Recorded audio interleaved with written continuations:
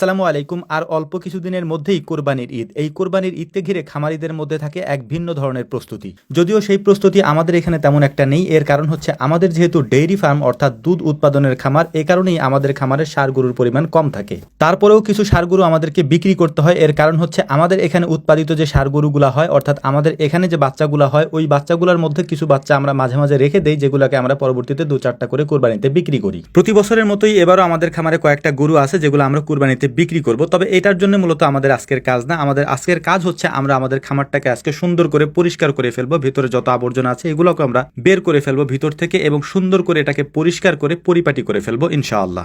গত বছর পাটের সিজনের পরে বেশ কিছু পাটখড়ি আমরা আমাদের এই চাঙে রেখে দিয়েছিলাম, অর্থাৎ আমাদের গরুর উপরে যে জায়গাটা আছে এটাকে আমাদের আঞ্চলিক ভাষায় চাং বলি। এই জায়গাটাতে যে ফাঁকা জায়গাটা আছে এখানে আমরা কিছু পাটখড়ি রেখে দিয়েছিলাম, পরবর্তীতে হচ্ছে এগুলাকে জ্বালানি হিসেবে ব্যবহার করার জন্য। তো গরুর খামারের এই যে এখন যে শেড আমরা কাজ করতেছি, এই শেডটা মূলত হচ্ছে আমাদের বড় শেড। এই শেডের মধ্যে থেকে আমরা ওই পাটখড়িগুলিকে বের করে ফেলেছি, এবং বের করে ফেলার পর এই জায়গাটাকে আমরা সুন্দর করে পরিষ্কার করতেছিলাম।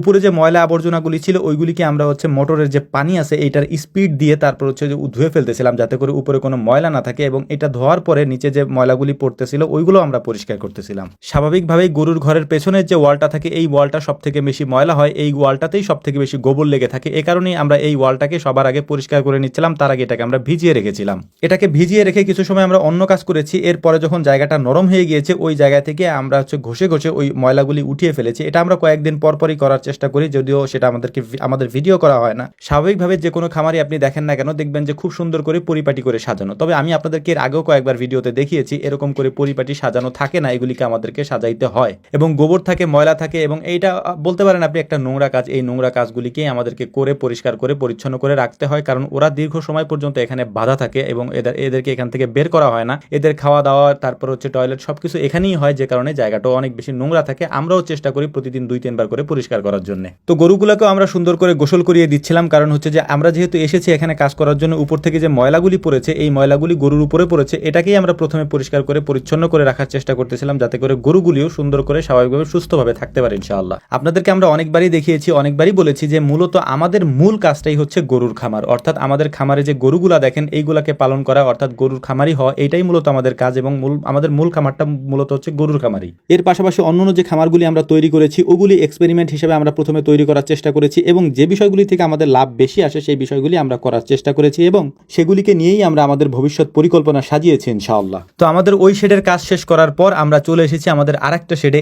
এই শেডের মধ্যে মূলত হচ্ছে আমাদের বকনা যে বাছুরগুলি আছে সেগুলিকে আমরা রেখেছি, এবং এই জায়গাটা মূলত আমাদের কম আসা হয়, মানে আমরা কাজের জন্য এটার মধ্যে আসি, তেমন বাইরের কাউকে আমরা এটার মধ্যে ঢুকতে দেই না। আমাদের বাইরের বড় যে খামারটা আছে ওইটাই দেখাই, বিশেষ করে এই বকনার এই শেডেতে আমরা তেমন কাউকে ঢুকতে দেই না। এটার একটা কারণ আছে, সেটা হচ্ছে যে যারাই আমাদের কাছে আসেন অনেকে অনেক আবদার নিয়ে আসেন এবং বলেন যে এই বকনাগুলি আমাদের কাছে দেন, বা আপনাদের এখানে যে বকনাগুলি হয় সেগুলো আমাদেরকে দেন। মূলত আমরা অনলাইনে বা অফলাইনে যাদের সাথেই পরিচয় আছে আমরা এরকম বাইরে কোথাও গরু বিক্রি করি না, এটা আপনারা অনেক আগে থেকেই জানেন, এটা আমরা করি না মূলত। তো যাই হোক, বকনা আমরা যে শেডে রেখেছি এই শেডের পাশেই ছোট্ট একটা ঘর আছে আমাদের। এই ঘরে মূলত হচ্ছে আমরা গরুর খাবারগুলি রাখি, যদিও এই ঘরটা পরিষ্কার করার জন্য খাবারগুলিকে আমরা এখান থেকে বের করে ফেলেছি। এরপরে সুন্দর করে এই ঘরটাকে আমরা পরিষ্কার করে পরিচ্ছন্ন করে এরপরে আমরা এখানে নতুন করে আবার খাবার রাখবো। আমরা যখন আজকে কাজ শুরু করেছিলাম পরিষ্কার করার এই কাজটা, তখন থেকে প্ল্যান করে রেখেছিলাম যে আমাদের এই খামারের যে 3টা শেড আছে 3টা শেডই পরিষ্কার করে ফেলবো। সেই লক্ষ্যে যখন আমাদের 2টা শেড কমপ্লিট করা হয়ে যায়, আমাদের অনেক বেশি দেরি হয়ে যাওয়ার পরেও আমরা লাস্ট যে গাভীর শেডটা আছে এখানে 4টা গাভী থাকে, এটাও আমরা পরিষ্কার করে সুন্দর করে তারপর বের হবে ইনশাআল্লাহ, কারণ আমরা একবারে শেষ করতে চাচ্ছি।